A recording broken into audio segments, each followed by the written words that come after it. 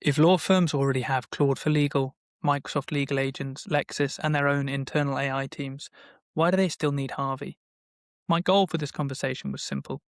Take the questions people cared about and push a little bit deeper than a common thread allows. The AMA that you did just a few weeks ago, you dropped a bit of a bombshell about ARR. What made you choose to share the ARR number with Reddit rather than, a big press release? I just thought that was quite a fun thing to do. Yeah, I think increasingly, we want to share, I'm starting to spend more time on Reddit and Twitter. And I think, when I was younger, I used to read Reddit every single day. It's to me, it's just more of the raw source. And so I think the more we can share this information directly.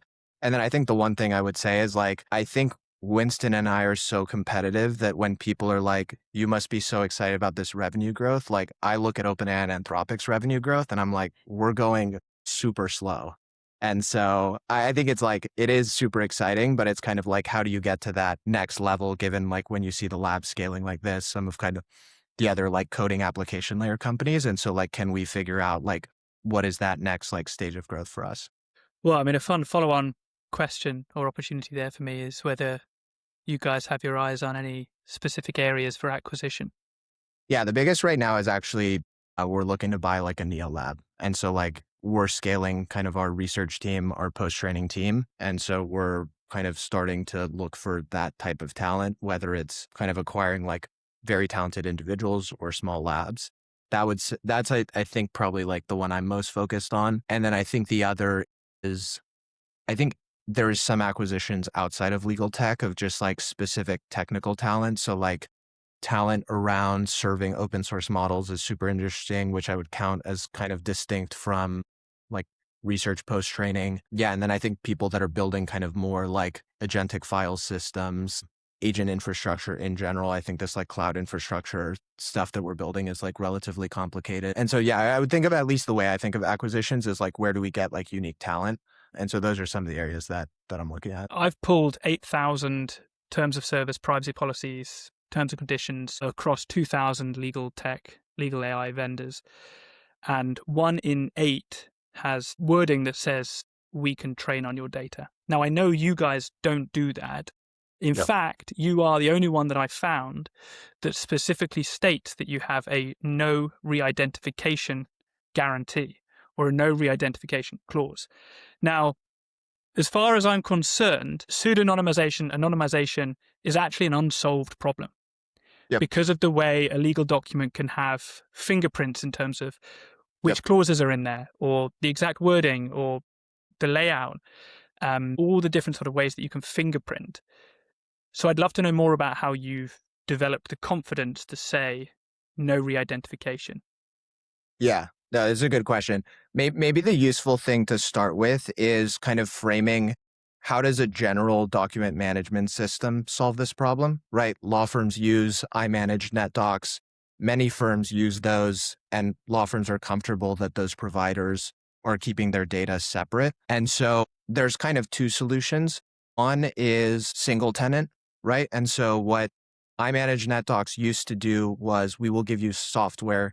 You can deploy this in your own Azure subscription, and then that's yours, right? And so you know that all the data you're storing is not leaving the boundaries of kind of your virtual private cloud. And that was the default on-prem legacy solution. Now, most of these providers and the law firms are moving to a multi-tenant solution, which basically means the software provider is storing all of the data in their cloud, and then they're doing things in their cloud infrastructure to keep logical separation between the different customers, right? And so the simplest way to think about what's going on when you're using any of Microsoft, iManage NetDocs, the Harvey product in a multi-tenant way is you have a database. That database is separated by customer, and you're storing the customer data. And then you've built a bunch of stuff on top to prevent the data from going to different customers. And so that's from the architecture perspective. So that's one thing that this is a pretty standard enterprise SaaS solution to build. And then I would say, what are things we do on top of this to ensure privacy? So a huge one is retention. So a lot of these law firms, and we have kind of the functionality in the product to set retention limits. And so we can just guarantee that you can set any time frame, and after that time frame, the data is deleted, right? And so that was one of the things we did, especially early on at the company, where these law firms said, hey, we want a 1-week retention of any data we put in Harvey, and then we want you to delete it. And that's how we'll be comfortable that none of this data is being stored. And eventually you want something more complicated where now in the product for different product surfaces or different use cases, you can say, I want to store this data for the length of the client matter, things like that. And so it gets more complicated, but that's one way. There is a bunch of ways that you also do this organizationally.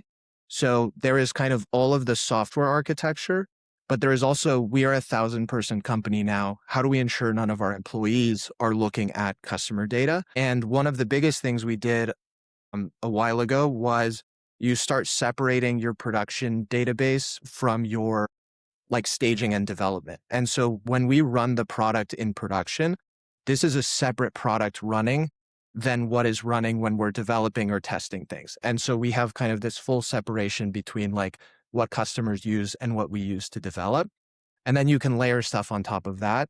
So you can remove access of employees being able to access this data, right? And so what you typically do is you have like a break the glass procedure where if something goes wrong, you had a bug, the customer deleted data by mistake, you have some procedure where you can say, okay, in this case, I can give this one person access for this period of time, and we're going to log it. And if people need to look at those logs, we have an audit history of here is when people access which data, here's why, it was a customer request. And so I think there's just all of this maturity that we've developed of how we handle this customer data. We recently just hired the CISO from Roblox, who's kind of like a very senior security leader. And so there's just a bunch of work because from when we started the company, it was like very clear that if we ever lost customer trust of our ability to handle their data, like the company would be over. And so this is one of the things we take the most seriously. And to your point, it's like, you can't train on this data, right? Even if you separate it by law firm and the law firm asks you, hey, can you help us train a model? All the data they have is their client's data. And so you still can't train on that.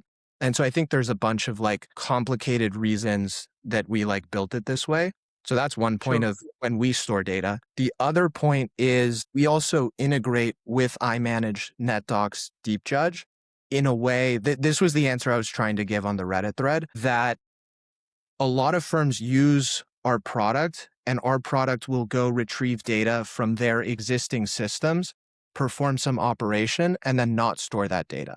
Where a common way people use the product is, I want this agent to do this, go find this data in iManage, do the task, give me the answer, and then don't store that data because it's already stored for the firm in iManage. And so that's another way that we deal with it for many firms. I do feel like you've skirted the no re-identification specifically because I still think it's an unsolved problem.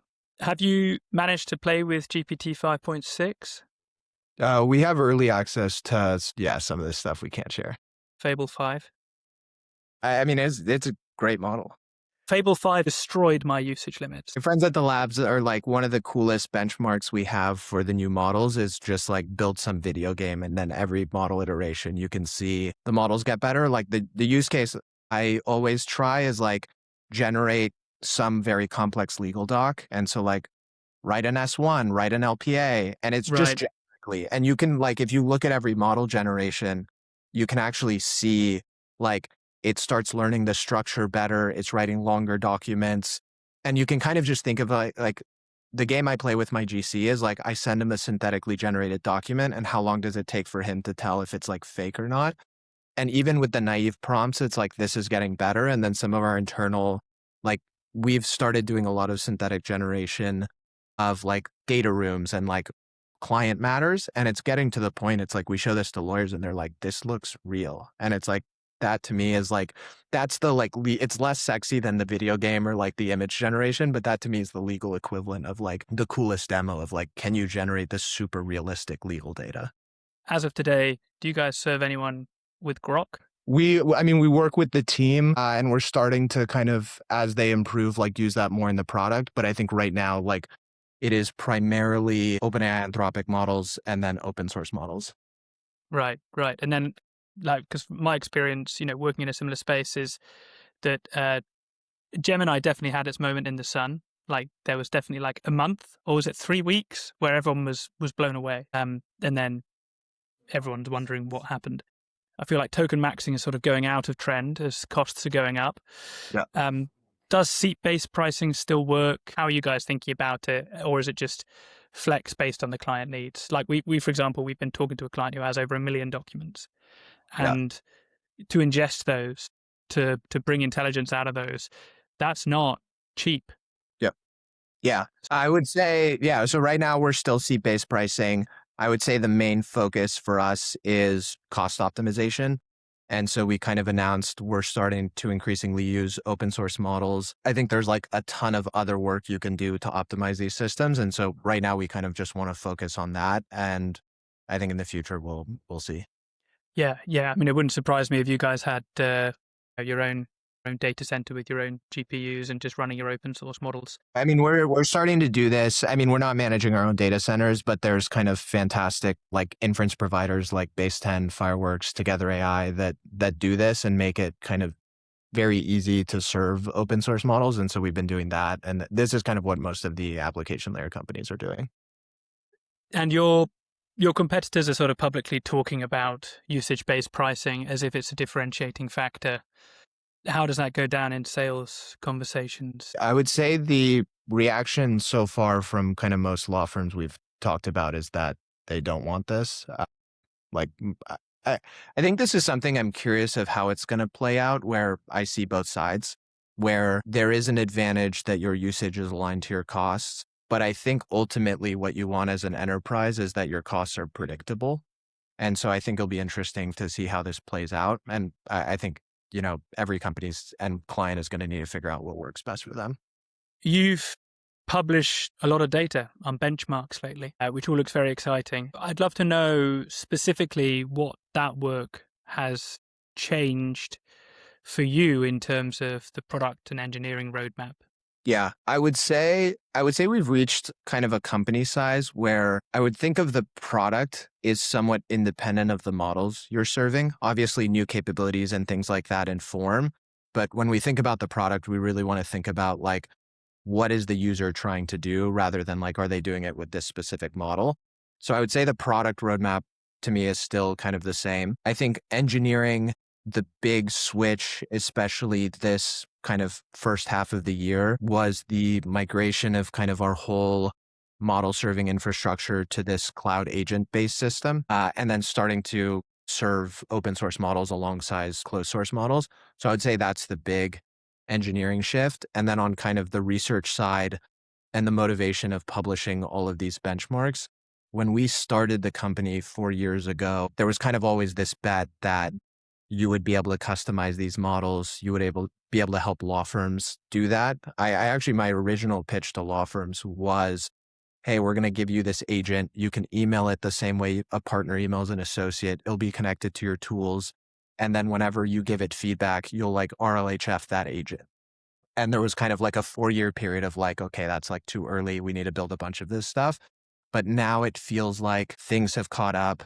There is a lot of really great infrastructure. Like I mentioned, the inference providers, these RL as a service companies, the tooling, things like Tinker have gotten really good in order to be able to like train these models. I think the biggest unlock for us on the research side that is really changing how we think about the product is the synthetic data generation. Like the single biggest problem we had on the research side was this, like, it's not even a chicken and egg. It's just like you couldn't get client data, right? It's like no law firm or client will let you train on data to go into a generic model, right? And so there's kind of no way to, even if we get a bunch of users, to improve these systems. And so the thing that we figured out is we can now generate these super realistic client matters, where think of it as, here's a full data room for a made up company where all of the contracts are like, they're different vendors and all the things you would expect in a data room. And we can give the agent a task that is, hey, given this synthetic data room, all of these emails, all of this context, just do the entire diligence and write a diligence memo. And then we can build some automated eval system that will look at the diligence memo, look at the data room, say, hey, you missed this change of control provision, which is actually very meaningful. And this is what you need to start training the models to get really good at the type of legal work that law firms or in-house teams do. And so this is what is letting us do some of this really interesting like benchmarks, open source, kind of the training we're doing. And then our bet is that, and what you typically see with synthetic data is it gives you some lift, but it doesn't get you all the way because of like the sim to real transfer, where it's like these client matters are synthetic. They're not the real thing. There's just nuance and stuff that is missing compared to what you would actually do at a law firm. But it lets us get kind of off the ground, interesting results. And then we want to go to law firms and say, hey, we built this diligence model. It's better than the generic models because it's specialized for diligence, but it's not quite good enough to do the diligence your specialized firm does. But we want to work with you to help you specialize that model to do diligence the way that your firm does it. And so that has kind of really changed how we think of the roadmap. And I think that part we're super excited about. Yeah, I can imagine. I think it's interesting, what's going through my mind is thinking about the simulated data that, Tesla's train on, and the entire simulated worlds. And actually, it's not out of the realms to imagine such a world where you have simulated actors, simulated agreements, simulated deals. Yeah. Heck, We you make it a game. We You've got the actually did Roblox guy that. coming, right? Yeah, I mean, we did this for when we helped Neal Katyal prep for the Supreme Court argument. We built him a custom system that was like take all of the decisions from these justices and basically simulate the types of questions they would ask based on different arguments. And so we are starting to do some of this stuff. I think where these data sets get really tricky is typically how we've built these data sets is like you have some static client matter and then you produce some work product and then you have some fixed rubric. Like this is the thing that like lets us get to production scale training. The next step to crack is what you're talking about of like, how do you create dynamic client matters where it's like, you never have a full data room. Part of the job is like, you got this data room, it's missing these documents. You need to email the client and say, hey, this isn't in there. And that is a lot of the like doing that at scale is a lot of the challenge.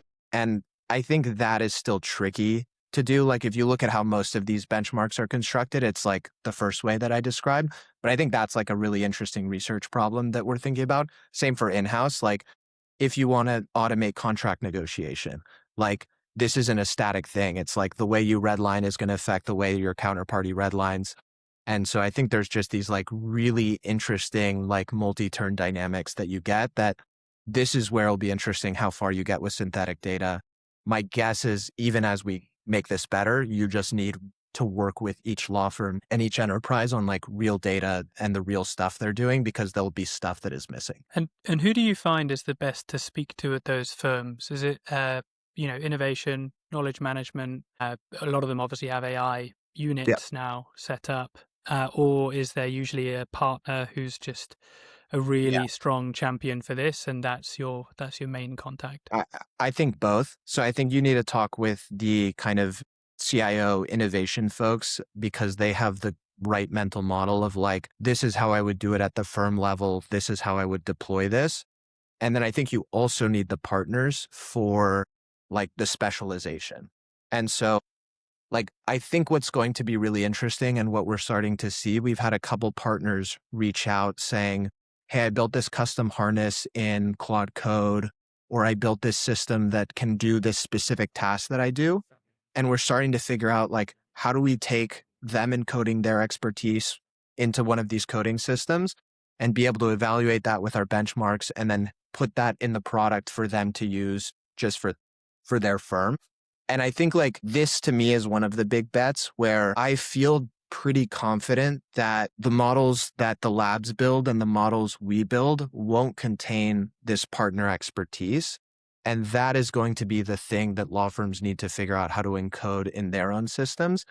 Because I think there's some people that believe like these models will just get so good and they'll just like learn everything that everyone can do. But I think there's just like, we've worked with some of these top partners and it's like the knowledge they have isn't in the internet. It's not in public data and it's not recoverable from first principles, right? It's like I did 2 decades of public M&A on the most complicated deals. I've just seen things that no one else has seen, right? And so I think like figuring out how do we give those partners the tools to build their own like AI that helps them and their team do client matters, like that feels like the really interesting direction if we can like help with that. Is Claude for Legal going to replace Harvey? What is it that Harvey can do in 12 to 24 months that will still differentiate it and justify the per seat pricing?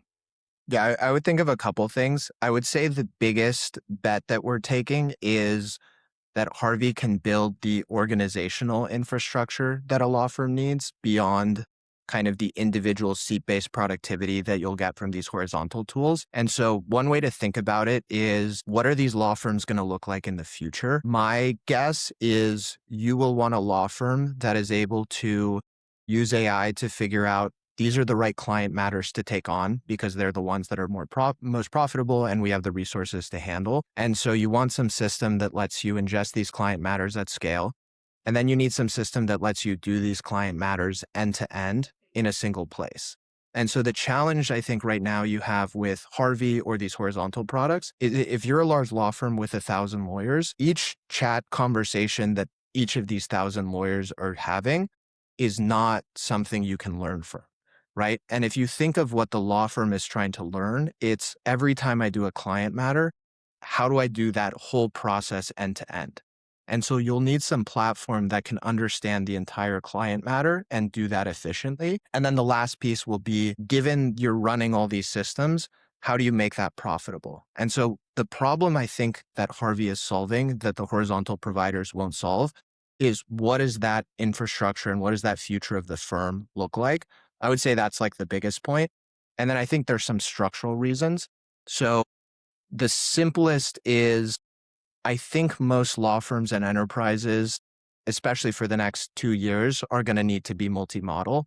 Like I think what you've seen of certain models getting banned from the government, there's a risk that a model provider runs out of compute. Like we serve models from both of the labs, all of the different clouds, because we're not able to satisfy all our customer demand just from one provider. And I don't think that's something that's going to change. And so I think there's just this big infrastructure investment that every company needs to make, that my business is resilient to any one model provider going down, falling behind in research, running out of compute, shutting off their API, anything that they do, it's like my business will still run. And I think some enterprises will build that themselves. I think some law firms may build that themselves. And then for all the other law firms, I think they will use some vendor that will help them build this infrastructure. And so I think that's actually a big piece.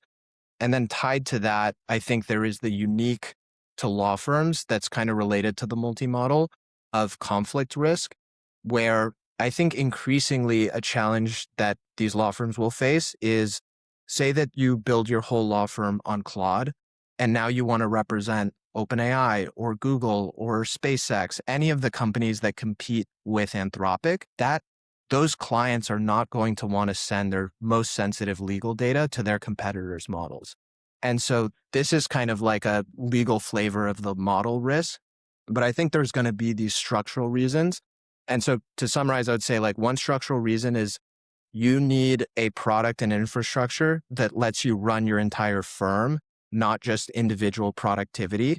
And then the second is you need to be multi-model. Like those, I think, are kind of the two arguments. And the biggest one, which I think people don't buy, is like, there's just so much product and infrastructure that you need to build that's unique to law firms. I don't make that argument anymore because most people are like, oh, the labs will eventually do that. And it's like, this is 4 years now of like the labs not doing that. And like, this is what you saw in the past, like SaaS wave, where it's like, there's so much built on top of the cloud providers. So I think that's kind of like, I think the future state is many law firms and enterprises will use the horizontal tools because they're incredible. And then for certain domains like legal that are so complex, I think there's room for kind of application layer on top of that to help solve all of the problems that the horizontal platforms don't solve. I really appreciate the time, because I know not only have you given us the time here today, but also you, if I'm not mistaken, stayed late and missed some drinks to keep answering questions on a Reddit AMA, which